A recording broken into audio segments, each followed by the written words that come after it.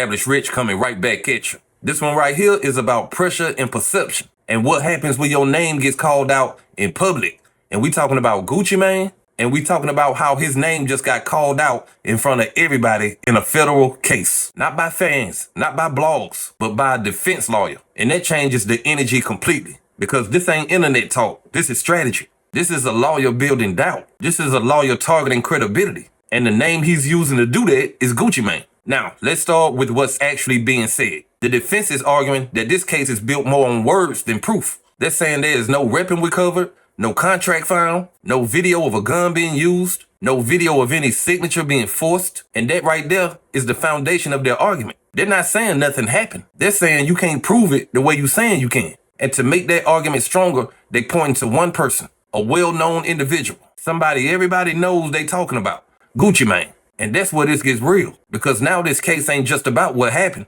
It's about who you believe. So we had a bond hearing today and a PC hearing today. I think that the relevant things that were said today that I thought were fascinating were that it took 3 months to build the case. And I think the reason for that was because the statements that were given on the evening that this occurred were very questionable. I think the way that the statements were made, what was made, what allegedly was witnessed and what wasn't witnessed, I think gave great pause to the FBI. The FBI doesn't take 3 months to arrest someone if they believe everything that was said on the night that it occurred. They were involved the first night, and then nothing happened for 3 months. In addition to that I thought was quite embarrassing was that an FBI agent says they don't have the resources to keep their eye on an individual. This is allegedly an individual that committed a crime that they then didn't watch to see if the guns were present, if the jewelry was present. And what didn't we hear today? What we didn't hear today is there is no contract, this mystery contract. They have no contract. They have no video of this alleged signing of a contract. They have no guns. They have no jewelry. They have none of that physical evidence. What they have is they have allegedly 5 individuals, one of them being a very well-known individual that is allegedly cooperating with the government and making these allegations against my client and many more. I'm going to take like 1 or 2 questions and then we're going to scoop. You're essentially arguing they've got only a he said kind of case. No evidence. Right. Yeah, it's very fair. I think that this is it's a he said type of a case. I mean, obviously there's 5 individuals on one side. What we're missing are the other people that were present in the room, right? The owner of the studio who says he didn't hear anything or see anything. The way they leave the studio where no one is in concert with anybody else. No one's arguing with anyone else. One of the individuals says, "Hey, can I get my watches back?" Like, the story is quite unusual. And I think that the FBI knew that. I think the investigators knew that it was unusual. And I think that's why it took so long to make the arrest. What is your response to the judge saying that, your client still violated the terms of this ankle monitor location? Sure. Those are all things that are going to be, flushed out. The fact is that he was allowed to be in certain areas at certain times. That really wasn't an argument for today. I wasn't really even going to make that argument.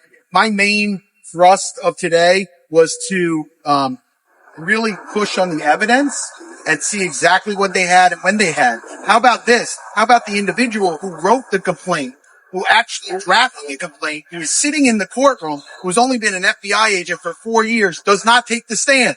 They put someone else on to say what she wrote in her own complaint when she's sitting in the courtroom. And that's done quite often in gamesmanship because they don't want to put a rookie on the stand and be measured by our legal team. How far away is this from trial? Oh, who knows? We're going to get discovery. We'll take a look at their discovery. They're going to say it's ongoing. I mean, think about it. They had 3 months to get this done. They had 3 months to get warrants. They didn't get warrants that night. They didn't get warrants the next night. They didn't get warrants the next month. They didn't get warrants the month after. They waited 3 months to get warrants on whether or not there's guns, whether or not there's jewelry. How about their cell phones? How about the computers? That gives me great pause when I see a case that takes that long to get warrants, if you believe everything that was said on the evening that it occurred. So can you tell me, let me take one from her because she was talking last minute. Can you say anything about the identity of RD? And then you also spoke about a social media post you had made. Correct. So listen, I don't like when the government puts initials in and everyone takes a guess who they are. We all know who they are, right? I'm not going to say it's this person or that person. That's not my job to do. But certainly there have been media posts of individuals that we suspect were involved in that evening where they're denying that it occurred or they're denying that they're giving statements to the government. I think that's unusual as well, because of what the government put forward today seems to negate those statements, but we'll have to see how this all shakes out. Listen, guys, Sam and I have had many, many cases together, right? We just finished a case a couple of years ago in San Francisco on the Cash App murder case. And whenever I talk to individuals, whenever I talk to the media, I always say this is not a straight road. It's always a very winding road. So we never know where things are going to take us. We got to look at the evidence as it comes in and we'll see what's there. I'm just shocked that, when they say there might be video out there, they don't have it. There might be this mystery contract. They don't have it. Oh, they were at Staples, making copies. It's just a total guess. So we're not here to guess. I'm here to look at the evidence, to weigh the evidence, and to make the best decision based on that evidence. What your client just stays in detention until what? Yeah, currently he'll stay in detention. We get discovery. We'll start going through that. There's going to be several motions that we're going to file, obviously, in the next couple of weeks, but that'll all come out. We'll get comments. So did the feds even interview any of the people? Did the feds even interview any of the people yet? Any of the alleged victims? So my understanding is the FBI has, over the past 3 or 4 months, has interviewed none of the alleged victims, and allegedly they all have future dates to give statements. But I have no idea if that's true. We're basing it on what the agent said on the stand, that each one of those witnesses from that evening is going to appear and give a statement to the federal authorities. So R.G. never made a statement as of now?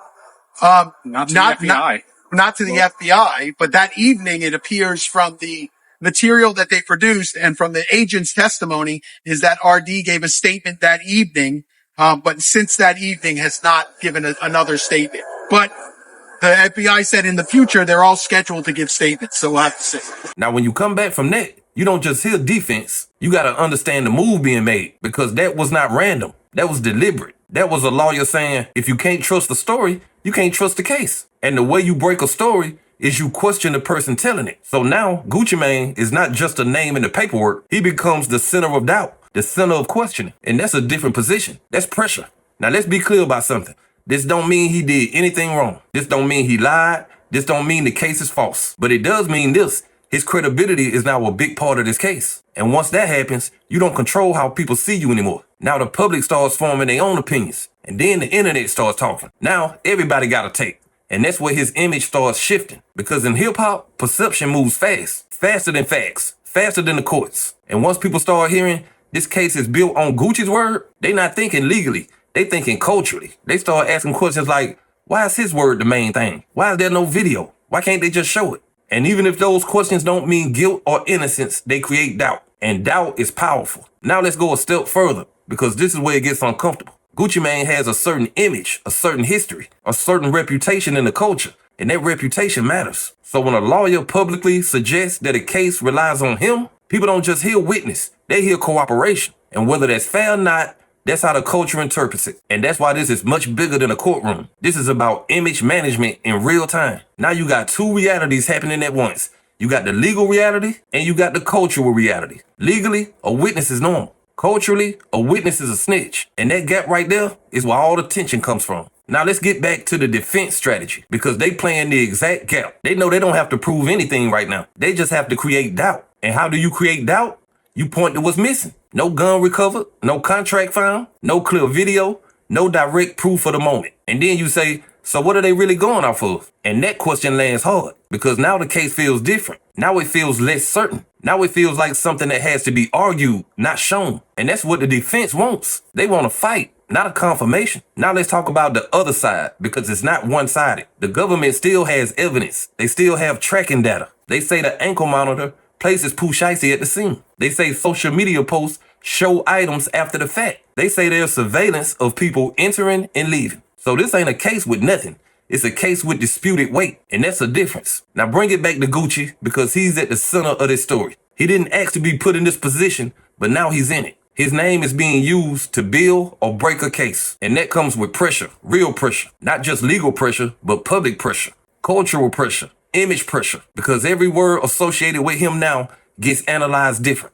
Every move gets looked at different. Every silence gets interpreted different. And that's what happens when your name becomes central to a narrative. You lose control of the story, and the story starts controlling you. Now, let's be honest. This situation can go multiple ways. The case could still hold, or it could weaken over time. But one thing is already happening. The conversation has shifted. It's no longer about what happened. It's about what can be proven and who you believe. And when you get to that point, everything becomes more uncertain. And that uncertainty is exactly what the defense wants. Listen, this don't mean Guccimane is wrong. This don't mean the case is wrong. But it does mean this. His name is not being tested in public. And once your name gets tested like that, you can't avoid the conversation. And right now, he's in the middle of it.